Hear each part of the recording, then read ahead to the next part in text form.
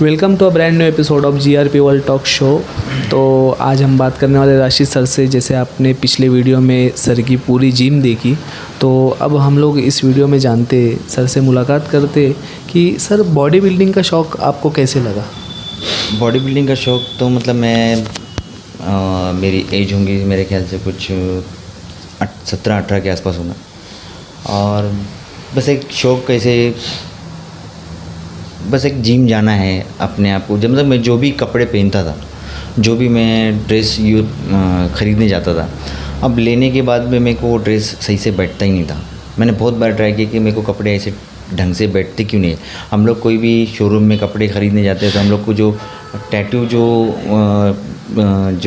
रहते हैं, जो शोरूम के सामने बाजू में जिसके ऊपर वो कपड़े ये करते लगाते, जिसमें उनका जो डिस्प्ले होता है, उसमें वो टैटू के ऊपर जो टी शर्ट उनके ऊपर फिटिंग में अलग दिखता है। जब हम लोग पहनते तो वो फिटिंग क्यों नहीं आती।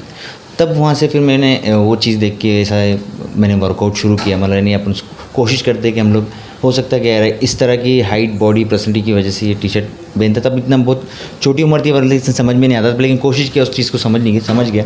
बट लेकिन मैंने जिस हिसाब से अपने आप को शुरू किया, वर्कआउट किया, नॉलेज तो किसी का था नहीं, तब ऐसा कुछ बताने वाले थे नहीं, और अपने हिसाब से वर्कआउट करते थे।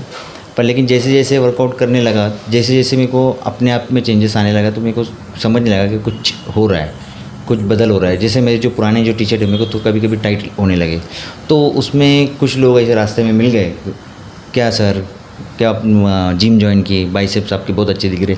तो ये चिढ़ाते नहीं थे, मतलब जैसा एक मोटिवेट मिलता था मेरे को, कहने यार मेरी तारीफ़ कर रहा है, ये मेरी तारीफ़ कर रहा है। तो मतलब एक चिढ़ाने वाली थी बात तो अलग हुई। मैंने अगर एक नया इंसान आता है तो डायरेक्ट फ़ौरन ही चिढ़ाता नहीं, वो तो पहले रिलेशन देखते हैं, अगर क्लोज लिया तो बात अलग है, वो चिढ़ाने वाली बात है। पर लेकिन ऐसा नया आदमी देख लें, क्या अरे आपका भाई तो आपके भाई की बॉडी तो बहुत अच्छी है, अब तो माशाल्लाह ये तो बहुत अच्छा दिख रहा है। तो ऐसे भाइयों के मुँह से सुन के, इसके मुँह से सुन के वो रिजल्ट दिखने का रिजल्ट अपने आप को मिरर में देख के खुद चेक करने से बेटर है। अगर लोगों के मुँह से अगर सुनने में आए ना, तो वो हमारी जितनी मेहनत है ना वो वसूल हो जाती है, वो चीज़ का हम लोग को बेनिफिट मिलता है। उसमें फिर मोटिवेट होता गया मैं। फिर एक बार मैं सर समझो जो जिम में मैं वर्कआउट करता था, जब से पहले समझो मैं कॉमन जिम में मारता था, जैसे गवर्नमेंट की जो जिम होती है उसमें मैं करता था वर्कआउट। वहाँ पे सामान बहुत कम होते थे और सिखाने वाला कोई नहीं था, अपने मर्ज़ी से मारते थे सब। पर लेकिन जब मैंने प्रोफेशनल जिम में लगाया, वहाँ पे कुछ सर लोग भी थे जिन्होंने मेरे को ट्रेन किया, तो कुछ चीज़ें। ये कौन से साल की बात है सर? ये है समझो 2011 की बात है। ये 2011 में मैंने जिम प्रोफेशनल ऐसी सोची कि मैं और बनाऊँ और अपने आप को ओपन कर टी शर्ट्स वगैरह जब पहनने के हिसाब से मैं शौक़ से लग गया था वो पे। बिज़नेस मेरा था मोबाइल का, मोबाइल के इसमें मेरा होलसेल था पूरा, मैं होलसेल करता था मोबाइल का। जो चार्जर्स वगैरह जितने भी नासिक के अंदर, डिस्ट्रिक्ट के अंदर, नासिक रोड के अंदर मेरा होलसेल था, जिसमें मैं काफ़ी क्वांटिटी में मैं होलसेल करता था। मोबाइल एक्सेसरीज़ जिसमें कवर्स, चार्जर्स, जैसा जिसको बोलेंगे अपन बॉडी स्क्रीन गार्ड वगैरह जो भी कुछ है मोबाइल के, सब कुछ के मोबाइल के पार्ट्स, एक्सेसरीज़ वो सब करता था। तो फिर मैं वो चीज़ में घुल मिल गया था। मेरे को बॉडी की तरफ इतना नहीं थी, बस अपने वक्त पुरता अपने जितनी बॉडी को वक्त देना चाहिए मैं उतना ही देता था उसको। बट लेकिन जब मेरे को कंपटीशन के लिए खड़ा किया सर ने, मेरे को बहुत कोशिश की उन्होंने, सर आप कंफर्म होंगे, आप लो, आप करो। पर लेकिन एक डेयरिंग हम लोग ने कभी, हमारे घर के अंदर हम लोग ने कभी घर के सामने हमारे कपड़े नहीं उतारे, और इतने लोगों के सामने वो कपड़े निकालना है तो थोड़ा अजीब सा लगता था कि यार मैं कभी घर के सामने ऐसा खड़ा नहीं, और अचानक अगर मैं किसी के सामने कैसे खड़ा रहूँ, तो एकदम अजीब सा महसूस कर रहा था। पर लेकिन यार मेरे से नहीं होने वाला है। तो सर ने फिर जो हमारे जो आपको कॉन्फिडेंस नहीं था, कॉन्फिडेंस या आपको करना नहीं था? नहीं, एक शर्म भी थी, और मैं अपने आप को ये समझता था कि यार मैं कैसे लग सकता, कैसे बॉडी बिल्डर अपने देखे अपने सामने, वो कितने हार्ड होते हैं, कितना हार्ड वर्क होता है उनका, और उसमें वो डाइट कैसी करते, कितना पानी कंट्रोल करते, कितना नमक कैसा यूज़ करते, ये सब चीज़ें उनकी मेरे को पता थी। पर लेकिन मेरे को मालूम था कि अपने से नहीं होने, अपन कहीं लगने वाले ही नहीं हैं इन लोग के। तो मैं फिर वो इंटरेस्ट रखा ही नहीं। तो फिर वो जो हमारे जो सर थे, उनके बहुत अच्छे क्लोज फ्रेंड थे जो जजिंग के लिए उनके साथ में बैठते थे। तो वो एक बार मेरे जिम में आके उन्होंने मेरे को मोटिवेट किया, बोले रशीद आपकी बॉडी बहुत अच्छी है, आप आओ एक बार, आपको खुद समझेगा कि आप हो क्या, आप अपना टाइम वेस्ट कर रहे हो। बोले तो मैं सर मला यार टाइम वेस्ट की बात नहीं, लेकिन इसमें वक्त डाल के मेरा क्या फ़ायदा है सर। तो मैं ये सोचती मेरी कि मैं इसमें वक्त क्यों दूँ। पर लेकिन जब मैंने जिस दिन कंपटीशन था, मेरा एक फ्रेंड है जो फ्रेंड लोगों के साथ में गया था, तो उन्होंने मेरे को चैलेंज कर दिया था, मतलब जाते जाते क्या बोले, तू लग तो नहीं पाएगा, बोले तूने 5 नंबर भी अगर ला लिया ना, बोले तो तू जो बोलेगा वो। तो ये चैलेंज उसने कर दिया था मेरे को। पर लेकिन मेरे को चैलेंज का हिसाब नहीं था, मेरे को डर इस बात का था कि शायद मैं फेल ना हो जाऊँ, मैं ग्रुप से बाहर ना हो जाऊँ, या फिर मैं थैंक यू बॉडी बिल्डर ना हो जाऊँ। तो ये सब चीज़ें गाड़ी में उस जगह पर जाते जाते तक ये दिमाग में ये सब चीज़ें चल रही थी। फर्स्ट कंपटीशन आपका कहाँ हुआ सर? ये इगतपुरी में मैंने किया था, फर्स्ट कंपटीशन था मेरा।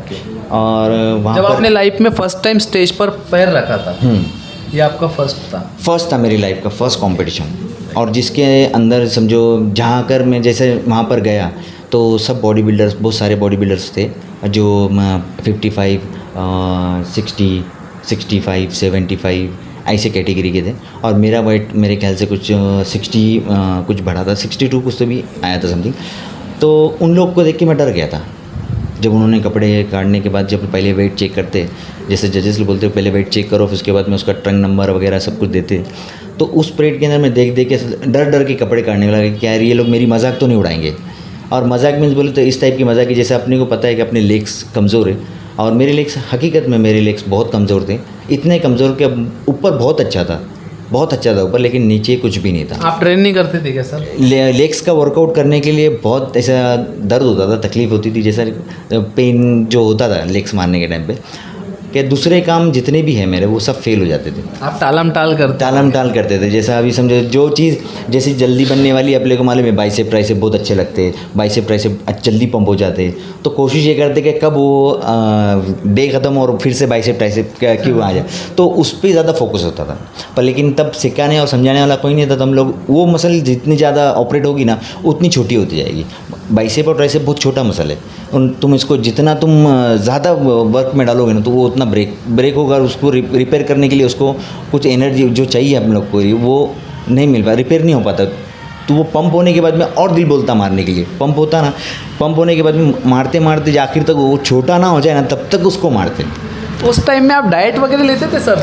डाइट वगैरह समझो मेरे को जैसे कॉमनली जितना है, जैसे बहुत कॉमनली जैसा अंडे मैंने खाया था, मतलब इतनी प्रॉपरली डाइट तो बिल्कुल नहीं किया, जैसे अंडे ले लिए, एग्स वगैरह जितने हो सके उतने खाए, मतलब जैसे 2 से 4 से इतना ही खाता था। फिर जैसे वर्कआउट के बाद ही खाना है ये मालूम था, बस पूरे दिन भर में कितने खाना है ये आइडिया नहीं थी, दिन भर में मेरे को कितनी डाइट करना है ये आइडिया नहीं थी। तो पूछ के भी ऐसा पूछने को भी सामने वाले को अपने कोई सर से मतलब पूछ रहे हैं तो पूछने के लिए उसको ऐसा लगता है कि सर से पूछूँ या नहीं पूछूँ, सर कुछ मजाक तो नहीं कर लेंगे क्या, तेरे से नहीं होगा, तू क्यों पूछ रहा है। तो ये भी डर एक रहता था। वर्कआउट के बाद सिर्फ 3 अंडे? हाँ, हमेशा मैं अपने वर्कआउट के बाद में 3 अंडे 4 अंडे ऐसे डेली लेता था वो, लेकिन गरम लेता था, तो इसलिए मेरे को उसका रिजल्ट बहुत फास्ट मिला। क्या होता है सर गरम अंडे से? गरम अंडे तुम अगर अंडे अगर फ़ौरन खाएंगे तो वो डाइजेस्ट होने में फास्ट डाइजेस्ट होते हैं और प्रॉपरली उधर जाके लगते हैं। और तुम ठंडा अंडा अगर बॉईल किया हुआ अंडा अगर तुम खाते हो तो तुमको जाहिर सी बात है गरम अंडा तुम खाओगे तो फ़ौरन सा मेल्ट हो जाएगा, ठीक है, जिसमें येलो छोड़ दो हम लोग। और अगर तुम थोड़ा ठंडा अंडा खाओगे तो थोड़ा चबाने के लिए आपको थोड़ा वक्त लगेगा, फिर उसको बारीक करने के लिए फिर वो काफ़ी टाइम लगता है, वो मुंह में रहता है, उसके स्मेल और उसका टेस्ट तो पहली बात तो समझ में नहीं आता। एक तो किसी के खाने के तो बोले तो सबके लिए जान पे आता है, वो ये चीज़ चाहिए नहीं है, सब होना चाहिए, लेकिन ये चीज़ के लिए सब अवॉइड करते हैं। ऐसे इसके साथ में कुछ और जोड़ के खा ले तो चल जाएंगे ऐसे। उसके बाद में सर क्या हुआ? फिर इसके बाद मैं स्टेज पे फिर सब एक एक ग्रुप चढ़ने लगा और अल्लाह बेहतर जानता मेरे को फ्रंट डबल बाइसेप्स किसको बोलते, बैक डबल बाइसेप किसको बोलते। मैंने कभी पोजिंग एक्सपो की नहीं, मतलब मैंने कभी पोजिंग दिखाई नहीं किसी को कि फ्रंट डबल बाइसेप किसको बोलते, ट्राइसेप किसको बोलते, बैक डबल बाइसेप किसको बोलते, एब्स एब्डोमिनल थाइस किसको बोलते हैं, ये कुछ भी आइडिया नहीं थी। और जब मैं मेरा ग्रुप जब चढ़ा, जैसे 55 का ग्रुप चढ़ा, 55 के बाद 60 चढ़ा, तो 60 के ग्रुप के अंदर मैं एकदम घबरा गया, मतलब तो मैं स्टेज की पायरियाँ चढ़ के मैं नीचे उतरा हूँ वापस, सर मेरे से नहीं होगा, मैं नहीं जा रहा हूँ। तो मेरे को सर ने धक्का दे के स्टेज पर ढकेला है। अब चलो मैं चल तो गया, तो मेरे ग्रुप के अंदर कम से कम 25 कुछ तो भी लड़के लोग थे जो बहुत लाइन से खड़े हुए थे, जिनमें से कुछ ऐसे भी थे जिनकी बॉडी नहीं थी लेकिन पोजिंग अच्छी देते आते। और वो ये चीज़ समझ में आ गई थी कि बॉडी कितनी भी अच्छी हो, अगर पोजिंग अगर उसकी सही है तो तुमको भारी है वो, अगर उसका बताने का तरीका अगर उसका सही है, उसका एक्सपो अच्छा कर रहा है तो तुमको भारी ही करेगा। तो मेरी बॉडी बहुत अच्छी थी पर लेकिन बताने नहीं आती, तो फिर उसका रिज़ल्ट मेरे को मिल नहीं रहा, जैसा चाहिए था वैसा रिज़ल्ट मिल नहीं पाया। तो समझो सर ने फ्रंट डबल बाइसेप बोला, तब फ्रंट डबल बाइसेप होता क्या है यही मालूम नहीं, तो मैं कॉपी करता था, जैसे पहले उनको वो देने देता था, फिर उसके बाद मैं उनकी कॉपी करता कि ये लोग हाँ ये ऐसा करना है, तो फिर मैं जब जाके फ्रंट डबल बाइसेप देता था, जैसे बैक डबल बाइसेप, तो पहले उन लोग को घूमने देता था फिर मैं करता था। एक्चुअली फ्रंट डबल बाइसेप कैसा है सर? फ्रंट डबल बाइसेप समझो, फ्रंट डबल बाइसेप जैसे खड़े के स्टेज सामने का पूरा फ्रंट डबल बाइसेप, तो ये उठा के फ्रंट डबल बाइसेप इसको दे, राइट। बैक डबल बाइसेप बोले तो घूम के बैक डबल बाइसेप। तो ये सब चीज़ें समझो तब मेरे को पता चली, और इसको सीखने को मेरे को तो बहुत टाइम लगा, मतलब 2-3 महीने तो समझो मैं पोजिंग ही करता रहा। और इसके ऊपर मैंने कुछ बीट्स भी बनाई, जिसके बीट्स के ऊपर फिर मैं सीखा कि बीट्स के हिसाब से मैंने फिर पोजिंग भी की, वो भी वीडियो है मेरे पास में। और फिर उसके बाद में जब जजिंग का वक्त आया और जब प्राइज़ देना शुरू किए तो सर ने 5 लोगों को निकाल के रखा था, जैसे 5 number, 4 number, 3 number, 2 number, 1 number. अब वो जैसे जैसे 5 को निकाला तो उसमें मैं भी आया, तो अब मुझे लगा यार अब पता नहीं क्या होता है। तो आपको लगा होगा हमको साइड में निकाल दिया? नहीं है, मेरे को तो लगा मैं तो आ तो गया 5 में, तो मैं टॉप 5 में तो मैं तो लग गया, बट लेकिन ये समझ में नहीं आ रहा था कि मैं फर्स्ट हूँ, सेकंड हूँ, थर्ड हूँ, ये कुछ नहीं मालूम था। तो सर लोगों का, जजिंग लोगों का ये होता है कि जैसे उल्टा प्राइस बताते हैं, जैसे पहले 5 को बताएंगे, फिर 4 को बताएंगे, फिर 3 को बताएंगे, फिर 2 को बताएंगे, फिर 1 को बताएंगे।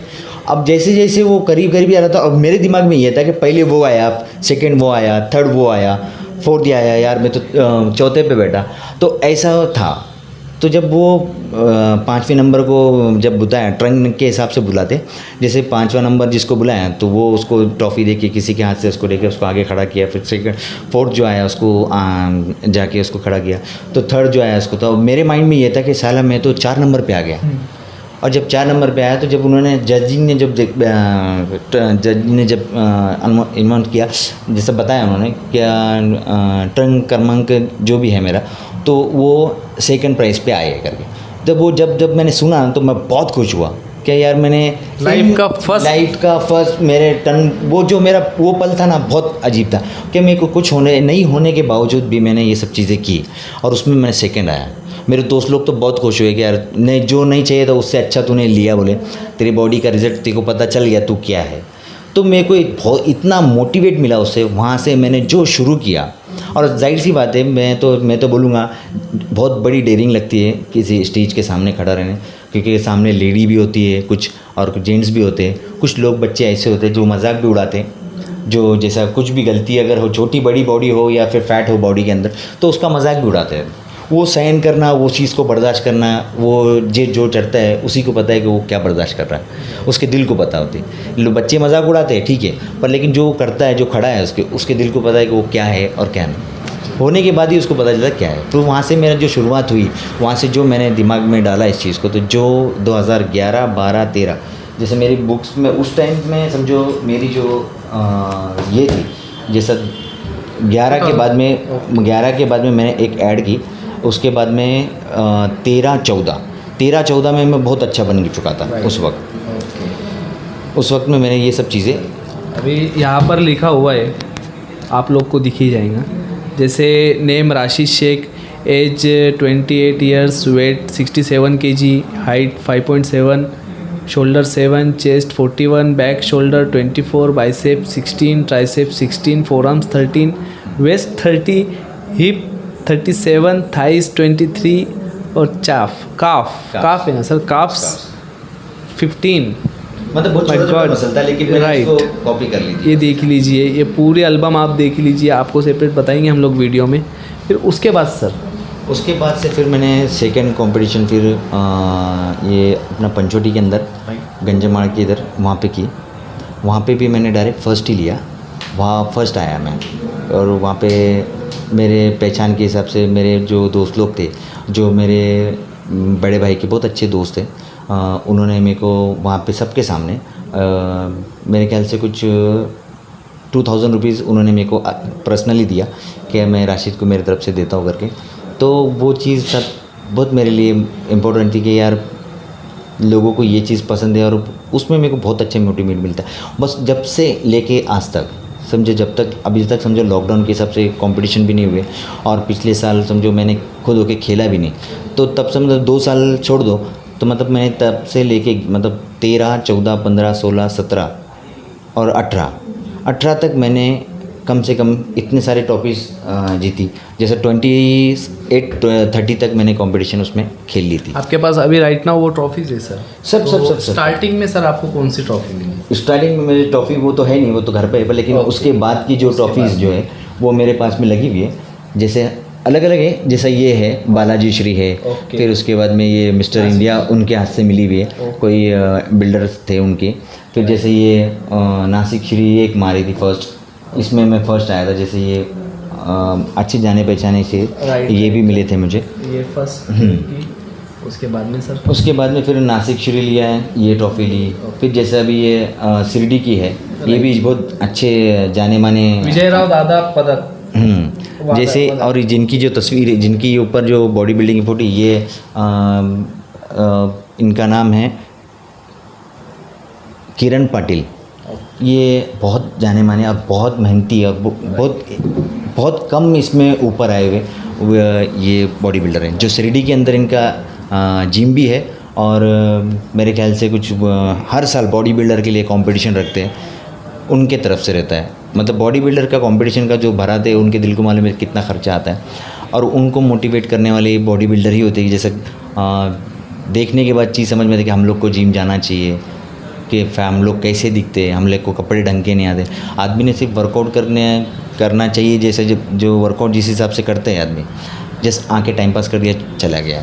पर लेकिन जो मोटिवेट इन लोग को देख के मिलता है, एक बॉडी बिल्डर को देख के, वो बहुत अलग होता है, उसका मज़ा ही कुछ और है। जो समझ पाया उसी को समझ में आती है बस सब चीज़ें। अच्छा सर, मुझे एक बात बताइए, आप मोबाइल एक्सेसरीज होलसेल करते थे, उतने में हो जाता था सर आपका? हाँ, मतलब जैसे खर्चा तो बहुत है बॉडी बिल्डिंग का, एक बॉडी बिल्डर ही जान सकता है कि उसका ख़र्चा क्या है। इसमें बहुत मेहनत है, वक्त है, आराम बहुत है। आदमी आराम करेगा या कमाएगा या अपने आप पे खर्चा करेगा। घर वाले तो कितना करेंगे कर करके, घर वाले 1 साल देंगे आपको, 2 साल देंगे, और तीसरे साल से ये बोलेंगे बस अब तेरा देख ले। इसमें ख़र्चा बहुत सारा आता है। तो आप कैसे करते थे सर? मैं बहुत पैसे जमा करता था। जैसे मुझे जो भी चीज़ ख़रीदना है, जैसे अब प्रोटीन का डब्बा ख़रीदना है, तो मैं बहुत थोड़े पैसे जमा करता था, जैसे जिसमें मेरे पैसे बच सके। तो मोबाइल के अंदर पैसा था तभी मेरे पास में तो, लेकिन जब इसमें घुसा ना तो मोबाइल की तरफ से मेरा थोड़ा ध्यान हट गया और वहाँ से फिर एंड्रॉयड फ़ोन चालू हो गए। तो बाकी के जो छोटे फ़ोन्स थे जैसे नोकिया के वगैरह, तो ये इनकी फैक्ट्री बंद मतलब ये लोग कंपनी बंद हो गई। तो एंड्रॉयड फ़ोन आने की वजह से ना बहुत सारी चीज़ें 4G जिसको मिलेंगे हम लोग, वो फ़ोन आने की वजह से ना बहुत मार्केट टूट गया और फिर मेरा मूड ही नहीं रहा, मोबाइल के अंदर इंटरेस्ट नहीं रहा। फिर मेरे बोला अभी वही कोई करके मतलब है नहीं, तो अपन इसी में ध्यान दो, इसी देखते इसमें क्या लाइफ है। जिस चीज़ में इंटरेस्ट है अगर वो चीज़ करे तो शायद अल्लाह दे भी देता है, अल्लाह और भी देता है उनको, पर लेकिन जैसा होना चाहिए जिस हिसाब से सही गाइडेंस वो साथ में होना बहुत ज़रूरी है। अब मेरे लाइफ में जब जो मैंने 15 साल हो गए मेरे को, 15 साल में मैंने कंटिन्यू जी वर्कआउट किया है, जिसमें से समझो मैं 8 साल से 9 साल मैं सुबह शाम वर्कआउट कंटिन्यू करता हूँ। सुबह शाम वर्कआउट करता हूँ, 1.5 घंटा शाम में, 1.5 घंटा शाम में। ये हर बॉडी बिल्डर की कहानी यही है कि वो अपना वक्त आधे से ज़्यादा पूरी ज़िंदगी वो लोहे के अंदर ही काट देता है। मतलब आपने जब फर्स्ट कंपटीशन में आप जब सेकंड नंबर आए थे तो दिमाग में ठान ही लिया था कि आगे कर फाड़ देना है? बस वो यही सोच लिया था, बस अब मुझे जीतना ही है। कौन से कैटेगरी में करते थे सर आप? मैं जैसा पहले मेरा वेट था 60, फिर 2 साल के गैप के बाद मैंने 65 में टारगेट किया, फिर उसके 1 साल के गैप में मैंने 70 किया, फिर उसके बाद में मैंने 75 में खेला, उसके बाद 80 किया और 85 तक गया। 85 तक मैंने खेला। मतलब मेरा वेट कहाँ था? अगर मसल बनाना इतनी सादी बात नहीं है। 5 किलो मसल अगर 5 किलो ही बढ़ाना है, मसल आदमी 5 किलो बनाना बोले तो बहुत खर्चा है उसको। आदमी का वेट जब बढ़ता है तो फैट भी बढ़ता है और मसल भी बढ़ती है, जिसमें तुम्हारा फैट भी बढ़ने वाला है। जब तुम्हारा कंपटीशन का टाइम आता है, जब वो फैट जब कट करने की बारी आती है तो मसल बहुत हमारा छोटा हो जाता है और जो डीप जाता है, और उसी के ऊपर जजेस लोग फैसला लेते हैं कि ये इसकी बॉडी को ज़्यादा कटिंग है, किसकी बॉडी को कम है, उसी को प्राइज़ देते हैं। अब सर उसके बाद में गेस्ट पोजिंग के लिए तो आपको बुलाते होंगे सर? गेस्ट पोजिंग मैंने बहुत सारी जगहों पे की और अल्लाह का बहुत बड़ा एहसान है कि मैंने कोपरगांव में भी की। जय भीम श्री जो है मेरे ख्याल से वो ऊपर लगी हुई है जी, वो वहाँ पर है। हाँ, हम लोग आपको फोटो में बता देंगे। कोपरगांव श्री, वहाँ पे मेरे बहुत सारे फ़ैन हैं। और शिरडी में भी किया मैंने।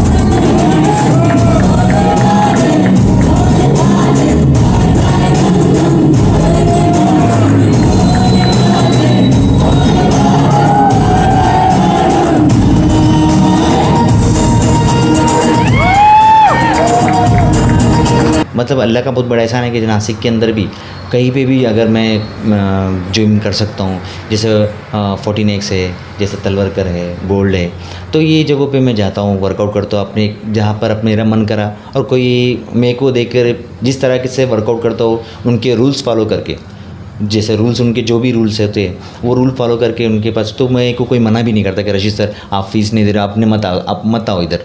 तो मेरे को आज तक कभी किसी ने मना नहीं किया कि यार रशीद सर आप आओ मत करके। कभी आपका जिम मतलब होती थी कि सर खड़ा होता था? हाँ, जो भी जिम हो, जब जैसे छुट्टी जिस हिसाब से अगर रहे, जैसे आज जिम को छुट्टी है तो मैंने फ़ोन करके भी सर को बोला सर प्लीज़ मेरे को वर्कआउट करना है सर, तो सर मेरे को चाबी दे देते, तो वर्कआउट ख़त्म करके चाबी देते। तो वो मेरे फीलिंग को बहुत अच्छी तरह समझते। आप खुद से बंक नहीं करते थे क्या सर जिम को? जैसे एक दिन कुछ मजबूरी है तो आपको बंक करना है जी? नहीं, ऐसी मजबूरी जैसे संडे है तो ये जो वीकली है सबके लिए छुट्टी होती है, और जैसे अगर समझो मैं बीमार वगैरह पड़ जाऊँ तो बुखार वगैरह होता है तो बस उतने सर्दी वगैरह होती है। उसके अलावा आप लेते ही नहीं थे जिम? नहीं, मैंने जिम को छुट्टी नहीं मारी, और ना 80% तो कभी बीमार बहुत कम पड़ा हूँ। बहुत कम पड़ा। जैसे स्टोन का कुछ मेरा प्रॉब्लम था बहुत सारा, वो मैंने उतने पुरता जैसे स्टोन जितनी तकलीफ़ देता था उस हिसाब से मैंने स्टोन निकाल कर उसको लगेज फॉलो लेके उसका वर्कआउट वापस से चालू किया।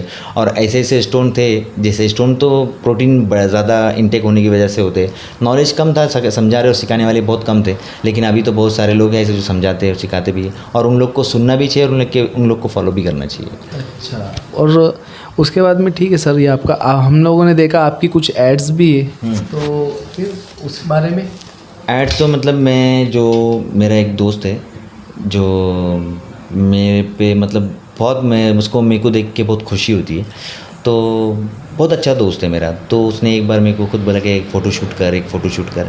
तो बोला यार क्या फ़ोटो शूट करके क्या मतलब है फ़ोटो शूट, तो बहुत ज़िद करके उसने फ़ोटो शूट किया था। तो उसके अंदर जो फ़ोटोग्राफ़र था वो अच्छे से अच्छे सीरियल वगैरह में ये करता था, मतलब उनके जिसको बोलते हैं ना, शूट्स करता था, वीडियोस वगैरह जिनको जो चीज़ की ज़रूरत पड़ती है शूट के अंदर वो उनको कंप्लीट करता है। जो चीज़ की कैमरे की ज़रूरत पड़ गई इमरजेंसी, या फिर किसी चीज़ की ग्रीन पर्दे की ज़रूरत पड़ गई, या फिर कुछ चीज़ों की कमी पड़ी, तो वो फ़ोटो शूट वाला उनको पूरा कवर करता था। तो उसने मेरी जो एक एल्बम उसके तरफ से बनाई थी, जिसको मैं बोलूँगा जैसा इस टाइप की एल्बम बनाई थी उसने।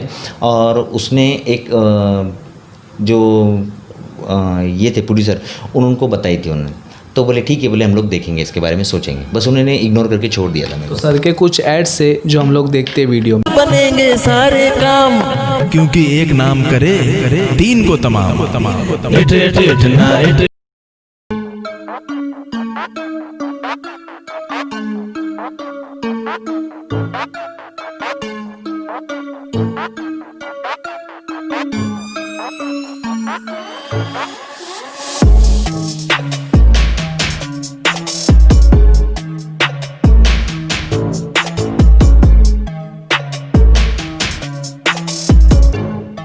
अच्छा सर, आपकी सपोर्ट सिस्टम कौन थी? सपोर्ट सिस्टम मेरे लिए मेरे डैडी थे बस, और मेरे भाई लोग भी बहुत ध्यान भी देते थे। ज़्यादा वेट मत उठा, और मतलब जो चीज़ उनको नहीं मालूम थी, मतलब बोले वो डरते थे कि इतना वेट उठाता है तू 100 किलो ओवर वेट मारता है, लेग स्क्वाट पे मारता है, ज़्यादा वेट मत उठा, इंजरी हो जाएगी, कल कम ज़्यादा हो जाएगा। लेकिन पापा ने हमेशा मेरी हिम्मत बढ़ाई, मेरे डैडी ने हमेशा मेरा साथ दिया।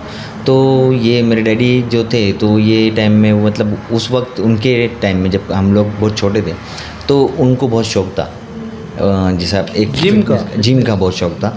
जैसे वो डिप्स वगैरह मारा करते थे, बस इतना था उनका। पहले तो इतना सामान भी नहीं थे और कुछ मालूम भी नहीं था, तो डिप्स वगैरह इतना वगैरह करते थे। पर लेकिन उनको बहुत शौक़ था कि ऐसा उनको बहुत खुशी होती थी, भले वो जाहिर नहीं करते थे, लेकिन दिल से पता चलता था कि आदमी जब कोई चीज़ के लिए ना रुकता नहीं है, तो उसको पता चलता कि इसके दिल से हाँ है कि बस तू कर, मैं तेरे साथ हूँ। अच्छा सर, मेरा एक पर्सनल क्वेश्चन है, प्लीज़ मुझे आंसर चाहिए। कोई भी बॉडी बिल्डर अपनी हद से ज़्यादा तारीफ़ क्यों करता है? क्योंकि वो बॉडी बिल्डर की कीमत बॉडी बिल्डर ही जानता है कि वो किस मुकाम पे पहुंचा है, किस तरीके से पहुंचा है, कितनी तकलीफ़ें उसने झेली है। क्योंकि वो तकलीफ़ उसका हक है, वो बॉडी बिल्डर का हक होता है कि वो उसकी तारीफ़ जो जैसा होता है उसकी तारीफ़ वो उस हिसाब से ही करता है। और कुछ बॉडी बिल्डर ऐसे होते कुछ नहीं पर लेकिन बस किसी को नीचा दिखाने के लिए भी करते, पर लेकिन एक लेवल होती है, एक पहचान होती है बॉडी बिल्डर की, जो एक दूसरे की बॉडी बिल्डर की जो रिस्पेक्ट करता है वही जान सकता है कि उसने क्या खर्च किया है। जो आदमी अपने से बड़ा बॉडी बिल्डर हो या छोटा बॉडी बिल्डर हो, उसकी बॉडी देख कर अगर वो इसकी रिस्पेक्ट कर रहा है तो उसका मतलब समझ जाओ कि वो कितना नॉलेज वाला हो सकता है। इसीलिए हर बॉडी बिल्डर अपनी तारीफ़ करता है। और सही है ना सर, अब 100 किलो का वज़न हम लोग अपने शोल्डर पे नहीं ले सकते जैसे आप लोग लेते हो, स्क्वाट्स नहीं कर सकते हम लोग जैसे आप करते हो, आपने चेस्ट पे लोड नहीं ले सकते हम लोग जैसे आप लोग लेते हो। तो जैसे जैसे आप वर्कआउट जब जिम में आते हो, तो जैसे जैसे तुम्हारा वर्कआउट शुरू होता है, जैसे आपने शुरू किया आज से, आज जाहिर सी बात है थोड़ा थोड़ा हर एक की ताकत बढ़ती है, स्टैमिना बढ़ते रहता है। तो हम लोग का भी स्टैमिना, क्योंकि हम लोग सुबह शाम मेहनत करते हैं, हम लोग ने बहुत करीब से ये मशीनरी को देखा है कि ये कहाँ पे क्या करेगी, कितने डिस्टेंस पे कहाँ लगेगा या नहीं लगेगा, इसको पकड़ना कैसे है, ग्रिप कैसी लेनी है, हम लोग को कमर कैसी रखनी है। वेट तुमको 10 किलो भी भारी हो जाएगा अगर तुम्हारा फॉर्म गलत है तो। अगर तुम्हारा फॉर्म अगर सही है तो तुम्हारे लिए वो वेट एकदम आराम से जाएगा और प्रॉपर मसल पे ही आएगा। जितनी बड़ी मसल होगी उतना बड़ा तुम वेट मार सकते हो। अच्छा सर, व्यूवर्स के लिए आप क्या कहना चाहते हो? जैसे मैं तो बोलूँगा, जैसे कोई भी बॉडी बिल्डर को अपने जो तुम्हारे सबसे अच्छा जिसको तुम मानते हो, जिसके लिए तुम्हारे दिल में जगह है, जिसके लिए तुम्हारे लिए मोहब्बत है, उसको फॉलो करो, उसकी हर बात को मानो, तो आपको मोटिवेट खुद ब खुद मिलता जाएगा। जब आपको रिज़ल्ट मिलेगा आप खुद समझ जाओगे कि यार मैं इसकी बातों से सुना, हफ्ते भर में 15 दिन में आपको रिज़ल्ट मिल जाएगा। तुम सिर्फ फॉलो करो, वो खुद ब खुद आपको वो मुकाम तक लेके जाने की कोशिश करेगा। Sir I think 8 time mister world या 7 टाइम मिस्टर वर्ल्ड है फील हित, आप उनसे कैसे मिले? ये हमारे नासिक में आए थे, मतलब मेरे ख्याल से ये 2016 या 15 की बात है, शायद से 14 की बात है, सॉरी 14 की। तो 14 के अंदर हम लोग जो जिम में था मैं, बिग लाइफ करके, जो पासपोर्ट ऑफिस की इधर है, तो वहाँ पे मैं वर्कआउट करता था। तो मेरे को मेरे एक फ्रेंड ने कहा कि बोले आज फिलित आने वाला है। बोला यार ये कुछ भी बोल रहा है नहीं, कि मतलब यार फिलित वहाँ से इतने दूर से यहाँ कैसे आएगा, बॉम्बे तक, ठीक है। तो मेरे को अचानक दूसरे भी फ्रेंड का फ़ोन आया, राशिद, बोले फिलित आ रहा है बोले अपने नासिक के अंदर। तो वो मतलब कहाँ पर है अभी फ़िलहाल, कहाँ पर है? तो बोले ऐसे ऐसी जगह पर है, आप लोग कुछ अगर चलना है तो हम लोग कसारा चलते, हम लोग उनको रास्ते में फॉलो करेंगे। तो मला ठीक है चलते हैं। तो हम लोग ने क्या किया था, हम लोग ने कसारे के अंदर, हम लोग को पता था कि ये वैसे रुकने वाले तो है नहीं, तो हम लोग जितने भी बॉडी बिल्डर थे, हम लोग ने हमारे टी शर्ट्स निकाल के खड़े थे। तो हम लोग को पता था ये लोग का आने का टाइमिंग क्या है। तो हम लोग ने देखा था कि उनकी कोई मर्सिडीज थी ब्लैक कलर की, और वो काफ़ी उनको सिक्योरिटी के साथ में लेके आ रहे थे। तो हम लोग एकदम ओपनली हम लोग जीन्स पे थे, ऊपर का टी शर्ट निकाला हुआ था सब बॉडी बिल्डर ने, और वो खुद उनको रुकना ही था, क्योंकि जाहिर सी बात है, अगर वो, क्योंकि वो जान सकता है कि एक बॉडी बिल्डर की कीमत क्या है वो, तो वो देख के रुक गए। उन्होंने हम लोग के साथ में फ़ोटोज़ वगैरह खींचे, हम लोग के साथ मिले, और हम लोग ने उनको एंड तक फॉलो किया, एंड तक उनके साथ में ही रहे। और बहुत कम लोगों के साथ उन्होंने फ़ोटो खींचा, और वो आए थे उनके कंपनी के ऐड के लिए, जो उनके प्रोटीन की जो उनकी जो फैक्ट्री है, उनके हिसाब से उनके 6 मंथ के लिए टूर होता है उनका, उस हिसाब से हर सिटी घूमते हैं। तो यहाँ पे धनंजय करके जो है प्रोटीन का उनका शॉप है, तो उन्होंने इसको इन्वाइट किया था नासिक के अंदर। तो हम लोग ने उसको बीच में ही उनको फॉलो कर लिया था। अच्छा सर, वो जो दिख रहा है 14X, वो क्या है सर? 14X फिटनेस एक जिम है, मेरे फ्रेंड की है, और वो भी बहुत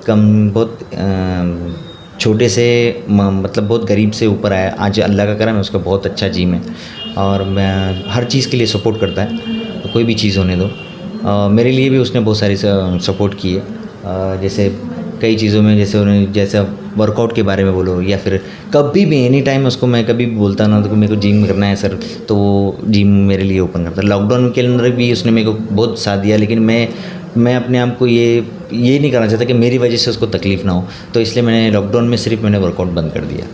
वो लॉकडाउन में मैं बंद ही रहा, मतलब मेरी वजह से किसी को तकलीफ़ ना हो कि यार राशिद को बोल के, अब ठीक है कोई बोलता नहीं है, पर लेकिन अपना काम है कि बस थोड़े में अपने कुछ समझना चाहिए कि यार हालात ऐसे चल रहे हैं कि अपनी वजह से तकलीफ़ ना हो किसी को। तो फिर मैंने वो इस हिसाब से फिर मैंने वो लॉकडाउन में बंद रखा जी।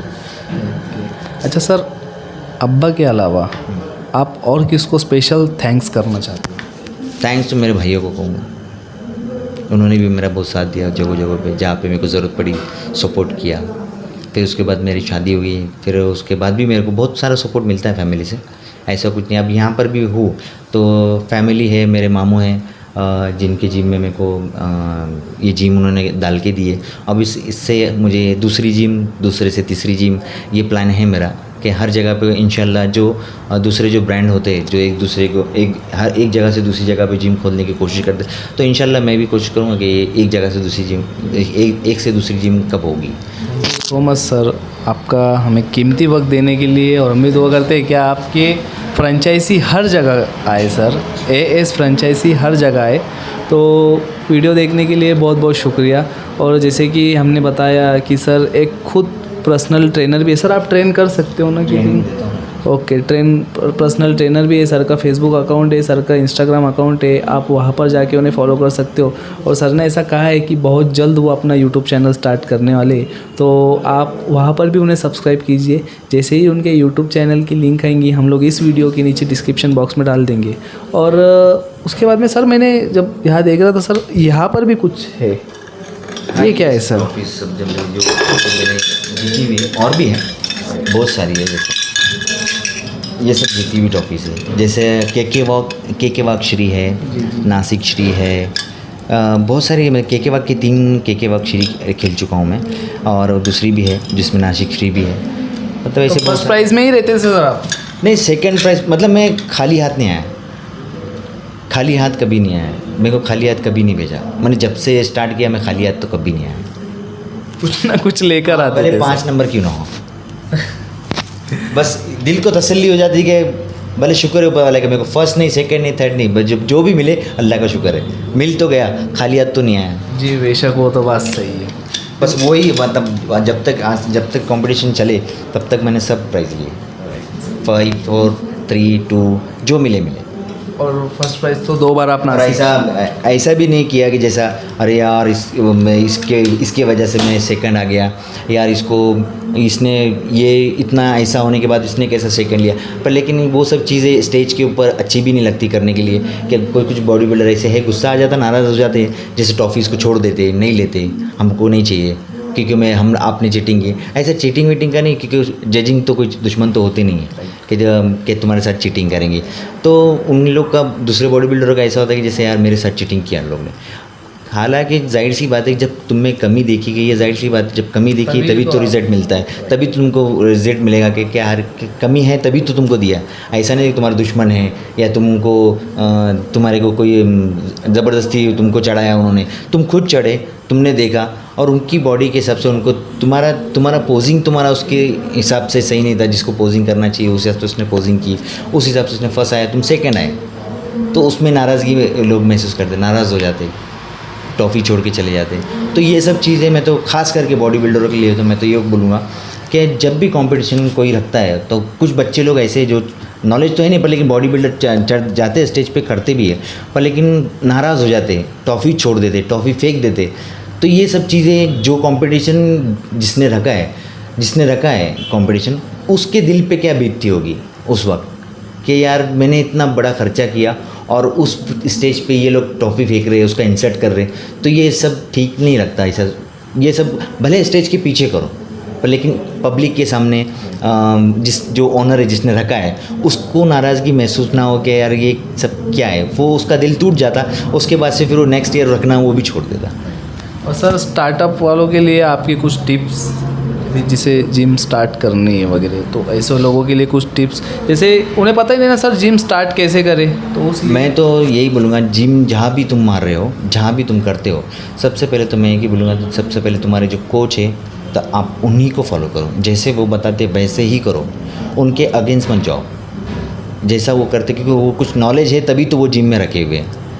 कुछ ऐसे लगे पर यार है तेजी बॉडी अच्छी है, मतलब उसकी बॉडी ऐसी है, वो क्या सिखाएगा मुझे, उससे अच्छा तो मेरी अच्छी है। ऐसा कुछ नहीं, नॉलेज होता है, उसके हिसाब से वो बॉडी कैसी भी हो। नॉलेज बहुत इंपॉर्टेंट होता है, नॉलेज लेना है, अगर लेना है लो, जो चीज़ अच्छी लगती है उसे लो, जो नहीं अच्छी लगती उसे छोड़ दो।